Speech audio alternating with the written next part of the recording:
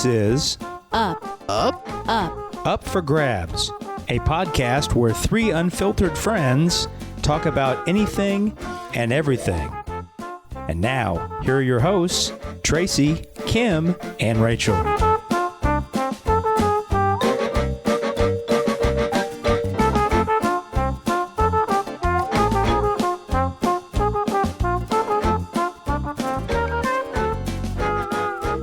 Welcome to Up for Grabs. I'm Rachel. I'm here with my crime-fighting friends, Kim. Hello. And Tracy. Hello. I say crime-fighting because today on Up for Grabs, if you're listening just on the regular podcast, that's wonderful. Welcome. If you're watching us on YouTube, it's Up for Grabs podcast on YouTube. I don't know why you'd be doing that, but thank you for joining us. But today, I said my crime-fighting friends, we're going true crime today. Kim is a aficionado of true crime. Yeah, I would consider myself a true crime junkie. And Tracy just likes to commit crimes. So, okay, that's inappropriate and wrong. And I feel like I'm going to have people looking at me now. You told me stories from your youth that I know. Oh, yeah, those were crimes, but those were statute of limitations is right now. Crime/pranks. If stealing's a prank, then okay. Well, I was thinking about... Okay, stealing, borrowing without returning. Thank you. In a future podcast, we're going to have to share her stories of how they tormented a priest. But that's I'm just going to leave it at that. This is not that's not one of the true crime. That's not one of the true crime things. Not yet. So today we're going to be discussing true crime. Now, I admittedly don't follow true crime unless you include watching Dateline every Friday night at 10. I mean, that's in the true crime genre. It was kind of the beginning. I was going to talk about that a little bit. Stone Phillips, hello. Do you remember? I forgot. Before the white-haired creepy guy? How dare you? How dare you? Oh, suddenly he's not creepy. He was murder. Who was that? Who's that guy? Keith Morrison? Keith Morrison, yeah.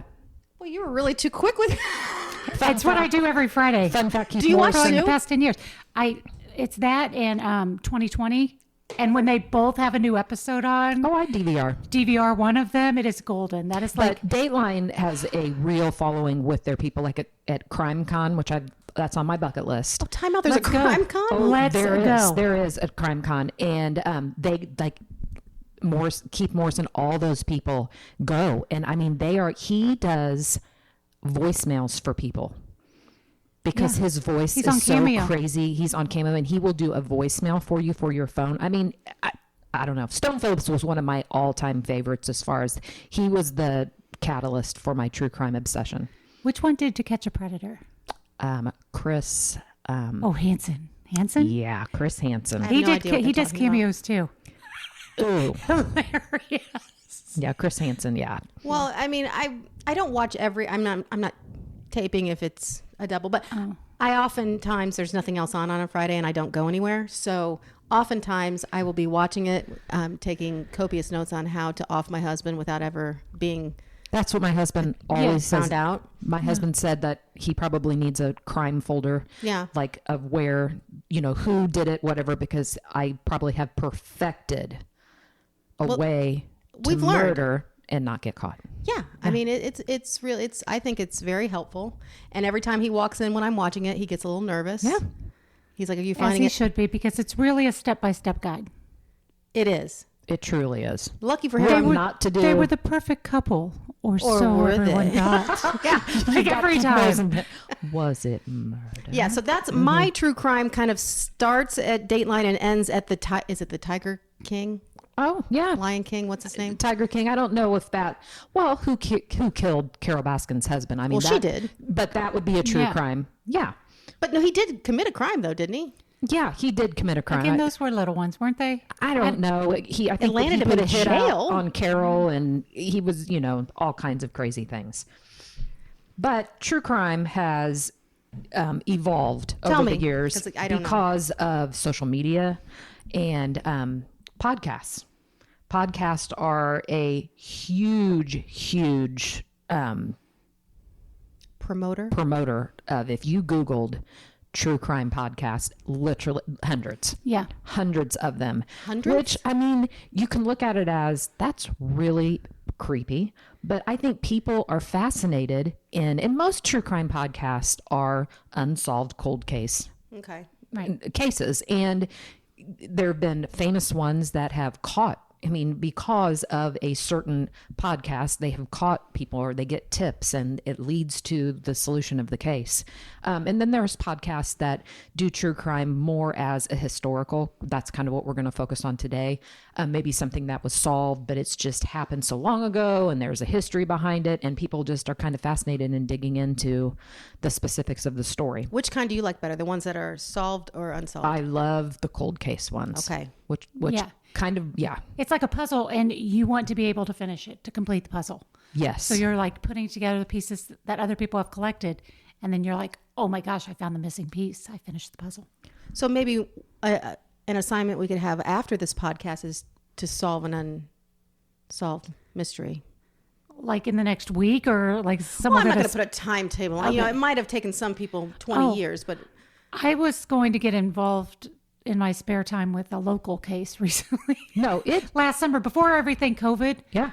I was finding packing your spots that I bag? was going to go. It's only like an hour from here that I was going to go sit and just watch the people and as an unconnected observer and see if I could put the missing girls. So Yeah, the Delphi murders. yeah, I really wanted to be a part of that. And they like, still haven't solved that, have they? no, I wanted to go sit in a diner like they do in all the TV shows, and then like I know Oh, it. overhear something, and no one notices the fat mom in the corner that isn't from town. The And all outsider. of a sudden, I solve it.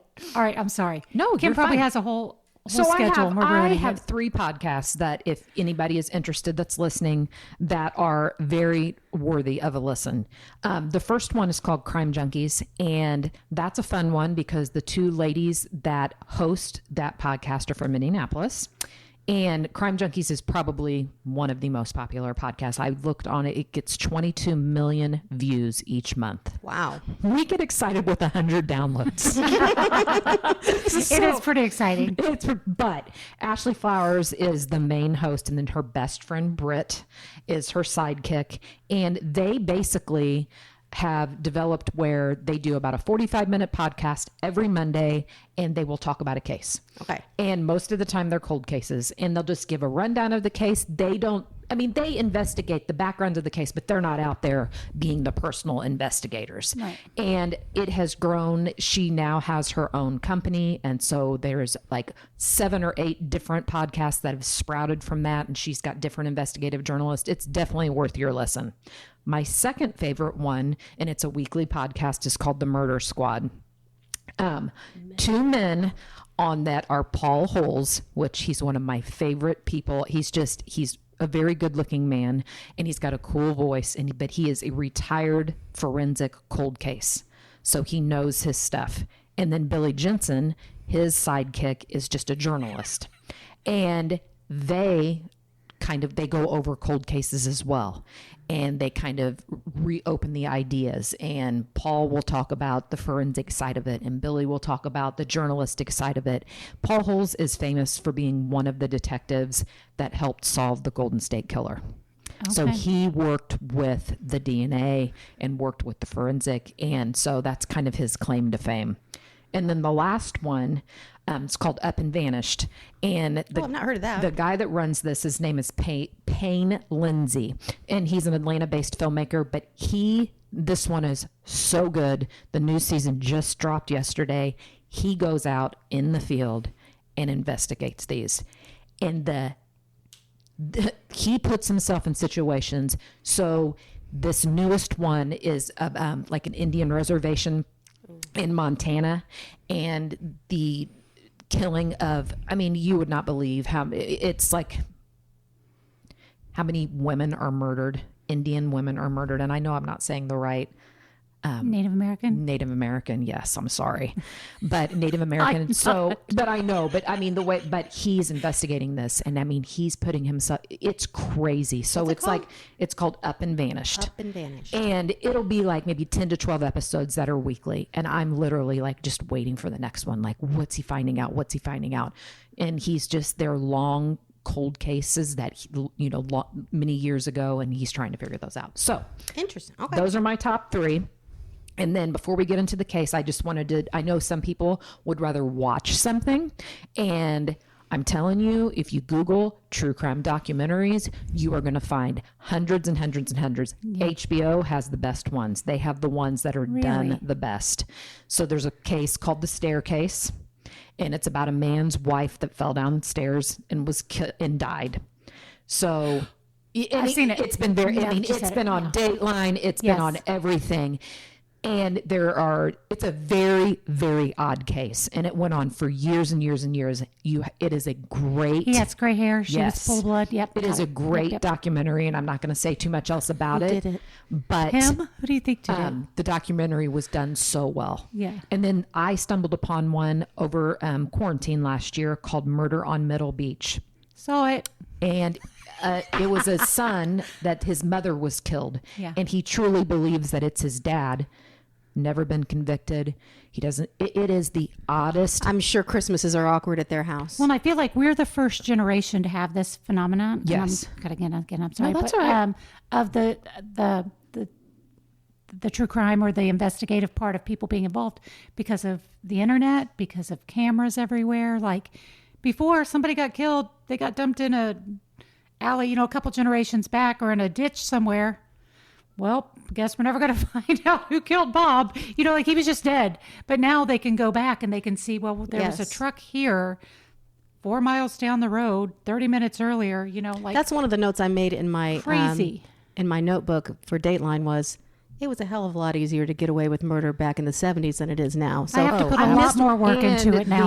my window of killing really it's the closed. advancement of It's closed. DNA. I'm not familial DNA, which Yeah. basically that's how they caught the Golden State Killer. They found it from like DNA from like cousins, and I mean they go wow. back far, Yes. and it takes a very long time to work through it all. But it's fascinating to watch something on that and understand how they do it. It is, and that's why I'm telling you, cold cases out there with DNA, and They're different screwed. states pass laws that inmates have to have their DNA sampled the minute that they're put in jail.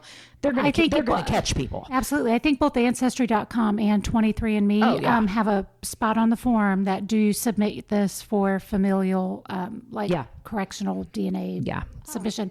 And then all of a sudden they are like, oh, we have a match with Tracy in Indiana on this murder. It's somewhere along the line. So then they're like, do you know any of these 10 people or whatever? And I'm like, yeah, that's my cousin Joe Bob. And they're like, He did it. Joe Bob did it. Yeah.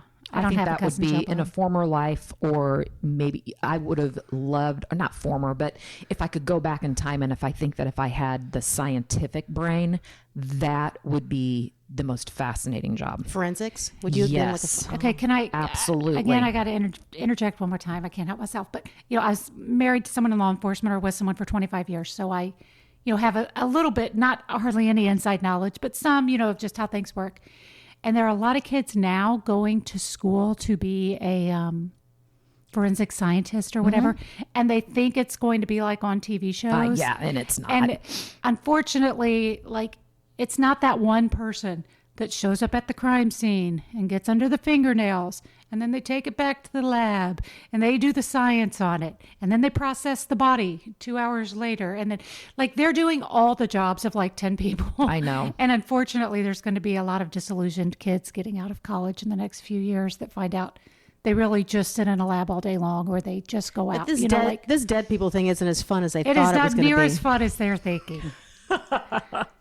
Not that it's not a worthy job, it really is. No. But No, but you never know. It's You not may- instant gratification. It's not Right. within an hour you're going to know. yes, What who if did you it. solved the Zodiac killer? That's still open and out there. So, yeah. anyways, listen to me dropping my knowledge. Well, then that's the one we're going to Knowledge solve. dropper. So, Yes. what's our case? Let's get on the case that I looked into. So we're from Indiana. Those listening outside of our area, Whoever a France person is yes, that listens whoever listens in France. within the first couple of hours. I always like that. So I Googled, infamous, famous Indiana, crimes, murders. And one that came up and kept coming up that I had never heard of, believe it or not, because I hadn't listened to a podcast about it, probably because it's been solved. And so I'm not listening to something that's still a cold case, is the 1965 torture and murder of Sylvia Likens.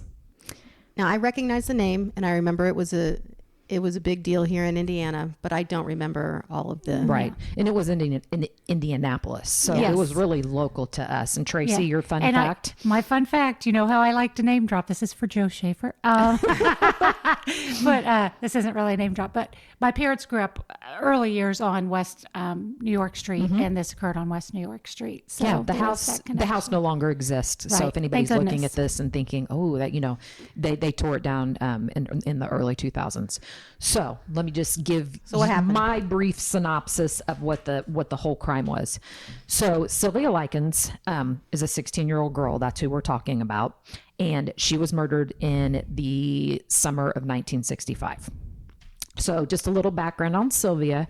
Her parents, Lester and Betty, had 5 kids. And this is really interesting. Sylvia is the middle child between 2 sets of fraternal twins, which is kind of weird. Yeah. So Lester and Betty were, you know, uneducated. I think they said Lester maybe had like an 8th grade education. They were hardworking individuals trying to make ends meet. Kind of, you know, it was rough. And Lester came upon a gig to travel with a carnival and to be like in concession stand sales. Oh my God. So in the 60s, what could go wrong? In the 60s, what could go wrong? Okay. So Lester decided that would be a good idea, and it wouldn't be that long. It would just be a summer. Betty, they had a tumultuous relationship, in and out, you know, separated, this and that, and Betty agreed. So they needed to find care for their children. Well, the 2 oldest children were married, so they didn't have to worry about them. And then the 2 youngest lived with grandparents. Okay. Or one of the youngest lived with the grandparents. So Sylvia, being 16, and her sister Jenny, who was 15. And Jenny, this is a little bit of a backstory, but she suffered from polio. Okay. So she was weak and kind of frail, and just had health issues and stuff like that. They needed care. So Lester and Betty, on the advice of a friend, were told, you know, there's this lady that lives, you know, across town, and she does babysitting, and she's looking for, you know, children, and she would be a great opportunity. So this lady's name was Gertrude Banaszewski. So this was the infamous babysitter.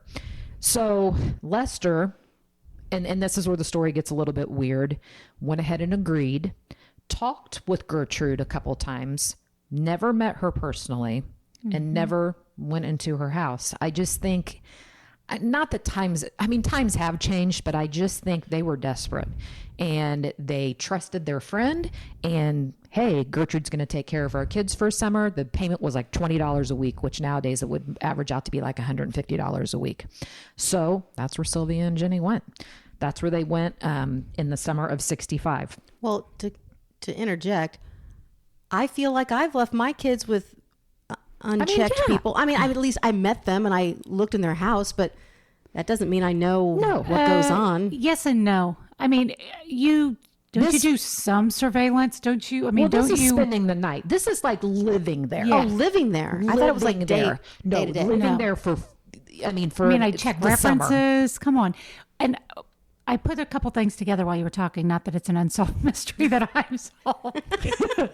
Wouldn't it be funny if she said she knew who did it? And but it wasn't the person? I feel like I know a lot about this case, and Rachel said she'd never heard it, and I'm like, well, that's just weird to me because we both grew up in this city, and so neither did you. But a couple things. So I did grow up on the West Side. She was killed in 65. I would have been 16 in 85. So I'm sure it was on the news, like the 20th anniversary. Yeah, yes. That's where I heard of it. Yeah.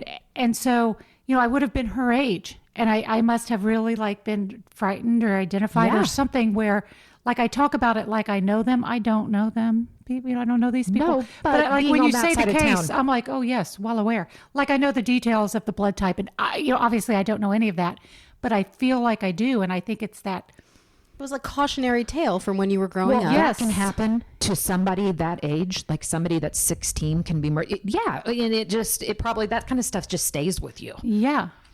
So Anyways, so Gertrude. The infamous babysitter. So Gertrude was a hot mess. She was a pill popper. She had various health issues. She'd been married a couple times, but she had 7 kids that ranged in age from 17 to 18 months. So and that's why I feel like, Lester would have only known, but that's beside the point.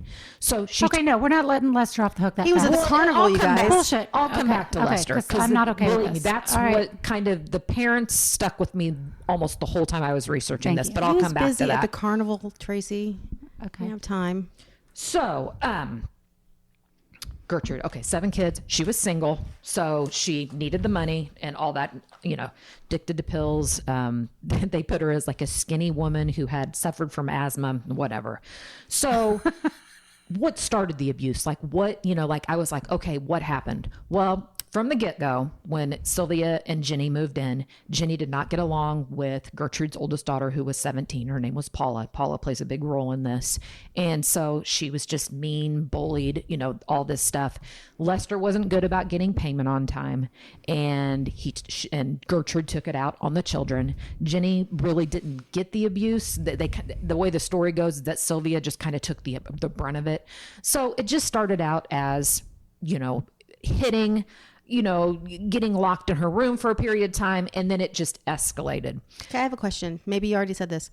What's the mom doing? I mean, you were blaming Lester, but what's her mom? The mom went along with Lester with the carnival. But was the mom working? Like, why couldn't she take care of her 16 and 15-year-old daughters? What was the mom doing? She was in the carnival circuit with She was in the carnival too. No, I mean, yeah, they both. Oh, I didn't know did that. It together. She was the fat bearded lady. Yeah.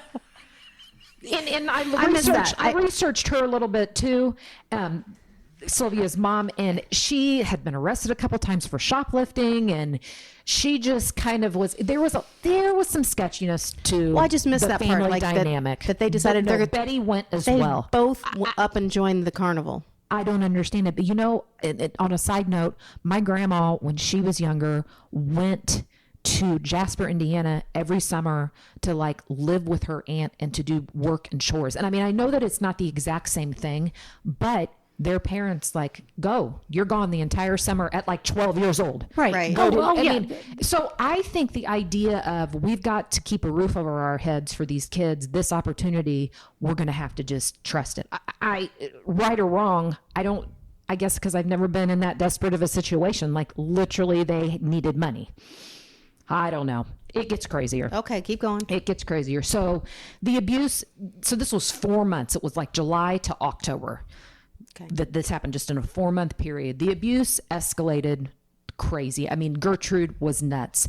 She had her kids in on the abuse. So Paula and 2 of her sons, they were terrible to Sylvia. They had neighborhood kids in on the abuse. This sounds unbelievable, but if you read the story, it is crazy. She was tortured. She regularly was tortured. She was burned.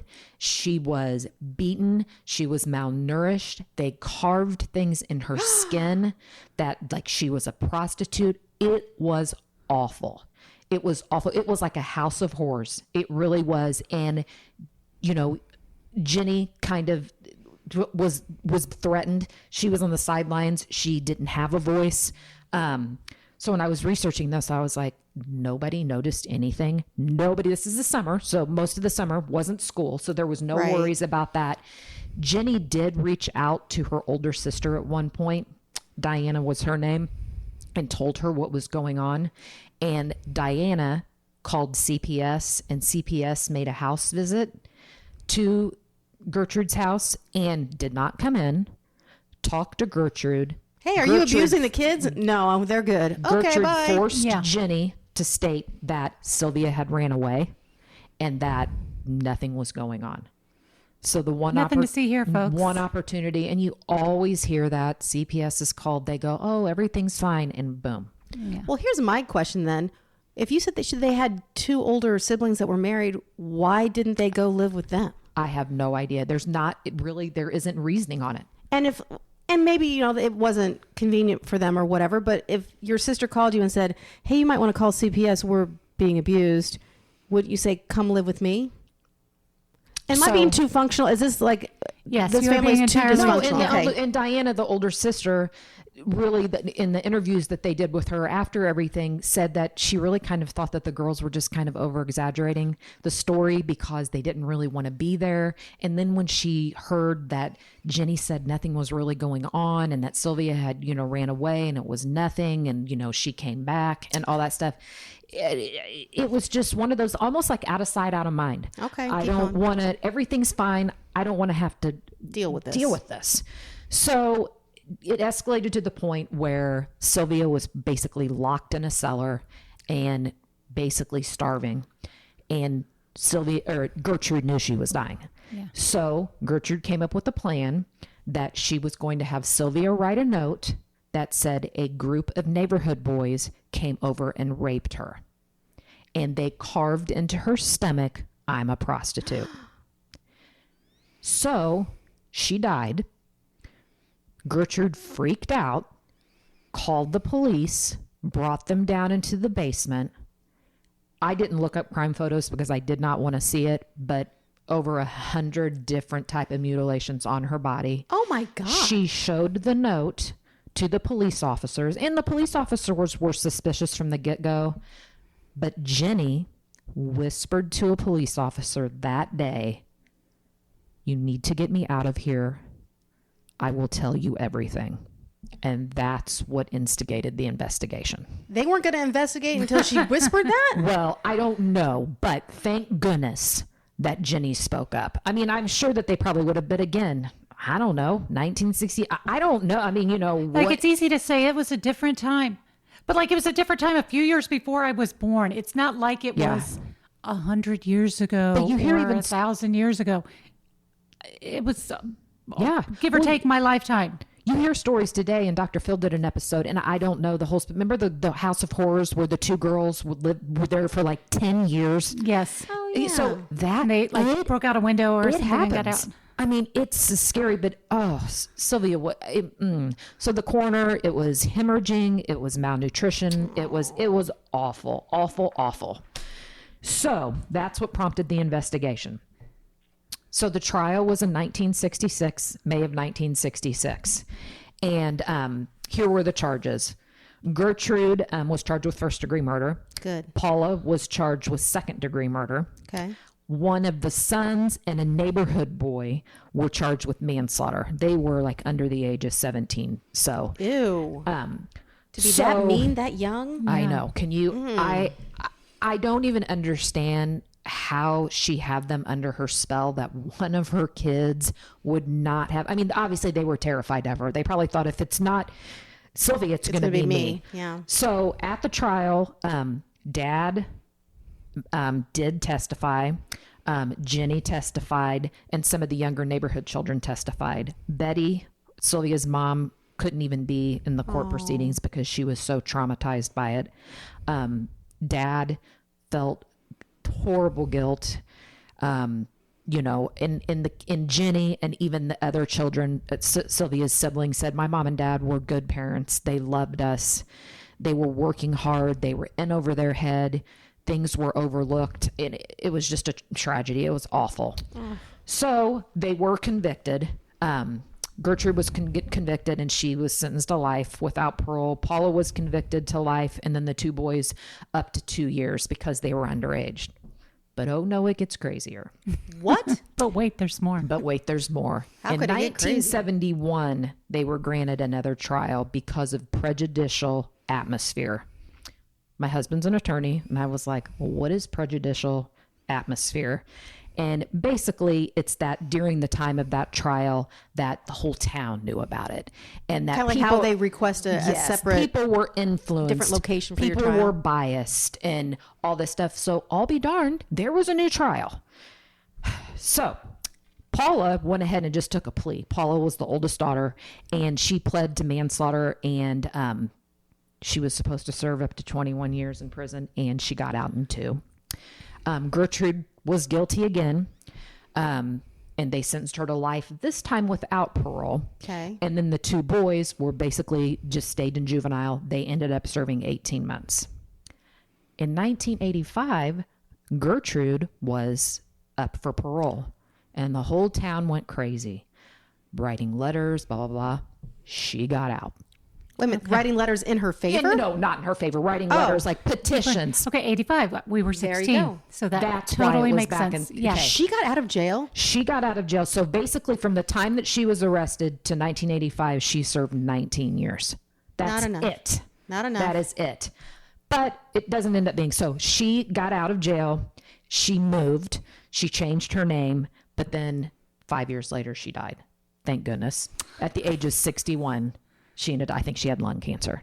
So she died. So, Because she could have just moved someplace else, changed her name, and did the Started over. same thing again. yeah. Because back then, Crazy like that her daughter got she was out in 2 years for second-degree murder. It's crazy. And it so, wait a minute, just, so she could still be in Indianapolis. they don't. Paula She lives is next her, door. her whereabouts. Because I looked up. Come on in, Paul. She's babysitting my kids right now. What? They think Paula's still alive. Her whereabouts are unknown. The boys, they changed their names. They're, just a very weird, obviously Gertrude's dead, but the rest of the family could still, be living. I couldn't really find any information out, but Sylvia's story just remains tragic.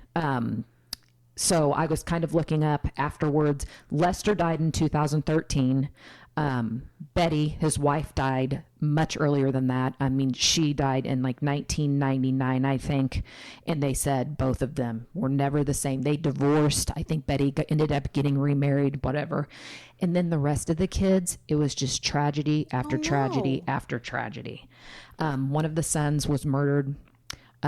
Jenny ended up moving to Beech Grove. She got married, but she ended up dying of a heart attack at the age of 54. And they blamed it. She died of a broken heart. Just the guilt that she never did anything.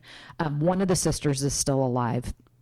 And their total side note, I was kind of looking up, her name is Diane, the one that had called CPS. Her and her husband went missing in the woods, for 2 weeks. And her husband ended up dying of starvation, but she ended up living. I mean, I'm telling you. Okay, come on. Tragedy followed that entire family. And it brought me to the realization of the way, just the whole dynamic of that family. It's almost like they never had a fighting chance. Yeah.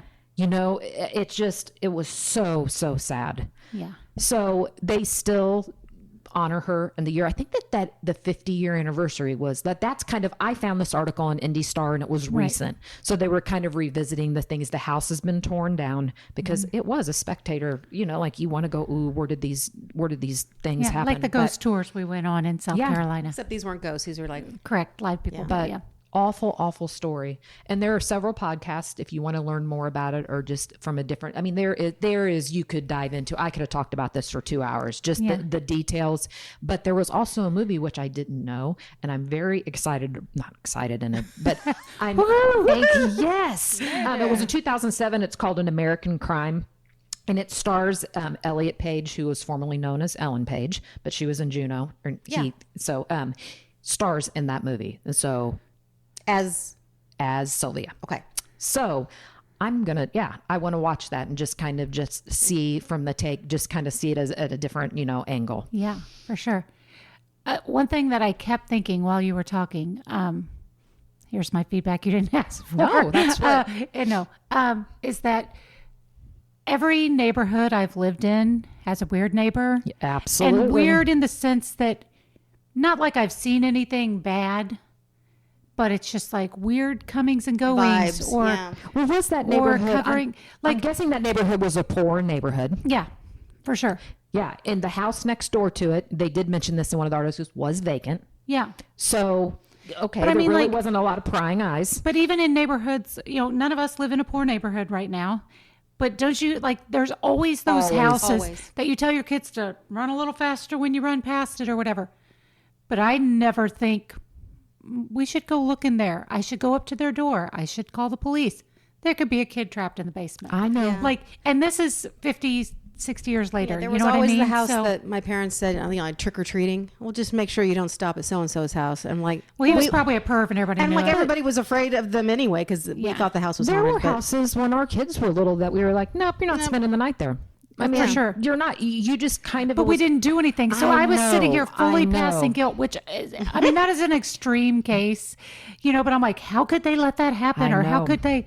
No, I totally get it. And then like, what have I passively let happen by not say, like when I get it, I mean, you can't call the police every time you get a bad vibe on people. I would be calling the police every day. Well, it goes to show too, the adult. I need to call them right now. The adult in the situation, she had all the power. Yeah. She was deranged to involve her children and neighborhood children. I mean, deranged. It was entertainment. I mean, like that doesn't even. And just, gross. God love her. I mean, she died within 4 months of stepping foot in that house. Oh my God. A torturous, awful death that basically her sister witnessed.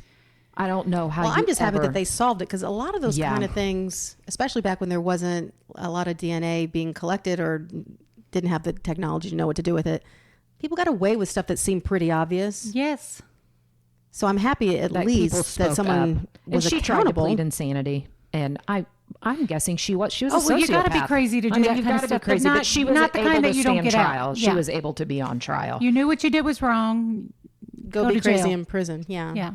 So it was. I was reading a little bit about some of one podcast, and it was a girl that did the podcast. But when she was little, her dad was a cop that investigated the case, and so she had a friend come over one night and spend the night. And let's go in my mom and dad's room and see if we can find anything. And under the bed, her dad had all the information about the case and like copies of pictures, and it piqued her interest.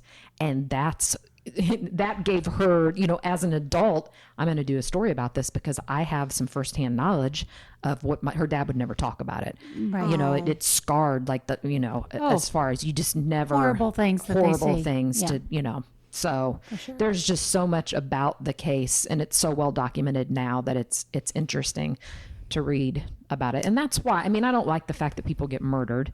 I don't like the fact that but you feel like it's made me a much more aware person. That's what I was going to say. I think one of the main reasons people watch the shows and listen to the podcast is that it gives you a sense of control over yourself. Well, I start walking with my keys in my hand because I saw someone that punched somebody's eye out. I don't know. Or like how to approach a car and they got kidnapped this way. Well, here's a better way to do it. And then all of a sudden you're approaching your car at an angle instead of straight up. And, you pick up these things. I don't know that that's your intent when you're watching it, but that's what you're doing. And so you're gaining something from it. You really are. There's a thrill, not in a gross way, I think, but we like to be scared. Like scary movies, people like to be scared, but you're safe. You're in your house. Yep. Yeah, I don't like to be scared. Got some chips, whatever. You don't like to be scared ever? No. Oh, I don't like really scary movies. I like psychological thrillers. No. And literally, it would, if they watch something scary that really spooked them, it really affects them. Yeah. I mean, definitely. My kids don't love. I love. Yeah. I like scary movies. I don't like gory. I think I like to be psychological thrillers. I really like. I can sit through those. I think I still sleep with a nightlight because I saw Poltergeist when I was too little. I wasn't prepared for it. I still washing my face at night. You afraid to look in the mirror? Afraid to look in the mirror. Like I'm like rinsing with one eye and then a washcloth. That always sticks my out eyes to have me. never been cleaned because I've never been able to watch. No, Poltergeist. One of the scenes that sticks out to me is when the maggots were eating at the steak. Yeah. And Poltergeist. That was one of the first scary movies I watched, and I'm telling you, it changed how I felt. Well, I'm with you. And yeah, I still watch it now too. And but you're I like, think really? there's a beginning and then usually a clean ending. Usually it's solved if you're watching it or listening to it on TV or a podcast, and unless it's the unsolved ones. But so there's a completion in an hour. You like that? You like to see the process. Yes. So there's a lot of fulfilling things in watching it that way. I also think when I watch, and this is probably more of a Dateline thing than anything, is that people that you think you know really well, it's always, and then that scares me. I'm like, oh, how many people do I know really well that are secretly trying to murder me? 90% of the world are freaks. That is my takeaway. You could really go down a rabbit hole. One, two. Okay. There's a documentary called In Plain Sight. Yeah. Yep. Ooh, you could go down a rabbit hole of, and don't F with cats. Did you ever watch that one? I remember. On Netflix. Yep. Was the cat the killer? No, but I don't trust cats. It shows a side of society, the underground dark web side, that really. I don't even understand what the dark web is. I don't either, and I don't ever want to look at it. But you think that stuff is fake? It is absolutely not. There's a whole underground. Okay, that gave me the chills. No, it's crazy. It's amazing I sleep at night. No wonder I'm anxious all the time. You know too much. I mean, but the world we live in is not the entire world. And that's, I think a lot of people need to realize that, because there's that saying about if everyone threw their problems in a pile, you would quickly grab your own back. Like, it's just completely different, the stuff other people deal with day to day, or I'm just not cut out for this crime thing. I'm just not. Well, that's why I'm going to kill you. No, not.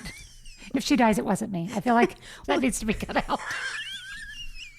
Well, that's going to be an easy one to solve, I think people. That you would like, and not hearing about the blood and gore and all that stuff. It keeps you like with this Payne Lindsay, with his investigative, Right. with the Native American. It's so fascinating that someone, no reason to do it, no reason, he doesn't have a family member or whatever, but that his plight is to, hey, these voices need to be heard. These women voices need to be heard. I'm going to figure out who is doing this, and I'm going to shed light on it. In the day and age that we live in, it does. Yeah, it does. Almost podcasters are some of the main reasons that police are put up against the fire to start solving these cases. Right. So, and there's just so many. There's so many. Good. And I think 24-hour news, that's another big one that influenced all of this. Nancy Grace. Jean Benet, can I bring it up? I mean, seriously. I was so enthralled with the whole Jean Benet thing. Everyone that still is not solved. Well, how? They know. I feel like somebody's paid off. I don't know who that someone is. I'm not pointing any fingers. I don't know who did it. I don't know. Who do you think? Who do you think? Because I have thoughts. This is not my original thought. It's my daughter's, but we did watch because she's really into conspiracy theories. But she's convinced it was the brother. There's so much of me that points to being the brother, but he was so young to have done the things that were done to her. What makes me sad is that he was so young that I can't imagine coming upon a scene that, assuming it's him, and I don't know if it's him, I don't even know if I think it's him, but that, thinking one of your kids killed another one and that one's already gone. So now how do I not ruin this one's life? How do I protect this one? Yeah. And making that split decision and writing the note, all of it, whatever happened. It's too so much complicated that I don't understand how someone on the inside track who has seen all of the evidence doesn't make a deathbed confession and say, this is who it was. We didn't do it, but it's been so long. I know, but I'm telling you, I think that with DNA and but don't they have some? They do, and the interest in the case, like you said. Well, that's how her brother got cleared, right? Because there was DNA. Yeah, I mean, and yeah. So I feel bad saying it was him. I apologize. And he put himself out there. Well, you didn't say it. I did. But okay. On Dr. I'm sorry, he didn't. But and he was almost. I don't. Yeah, there was a lot, but it'll be solved. I hope he doesn't listen. I hope it is solved. Yeah. Oh, I want it to be solved. I never liked the mom. I don't care. I'm not saying she's guilty. I never liked her. We didn't hang out, but I'm just saying. Any pageant mom, I'm a little suspect exactly. I would have been a pageant mom had I had all the opportunities. Well, I'm a little suspect of you. So okay. I'm just saying I'm not hating them all because it's pretty fun.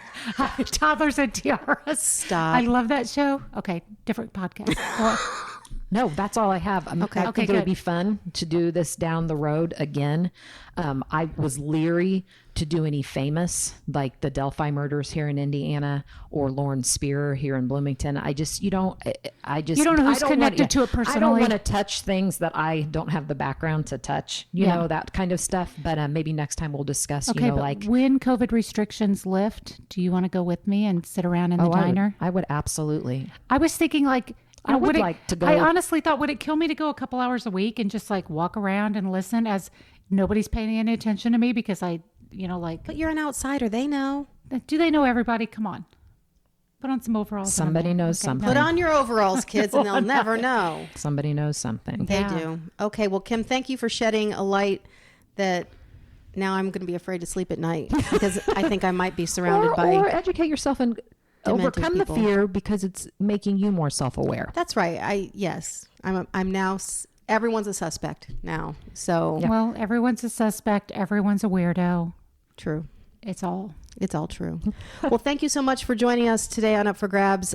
Please come back and join us again when I don't know if we'll solve an unsolved. You never know. You don't even know. We're going to solve a crime before our next podcast. That is our sign. So we really need to get going. We are. So thank you for joining us, and please join us next time.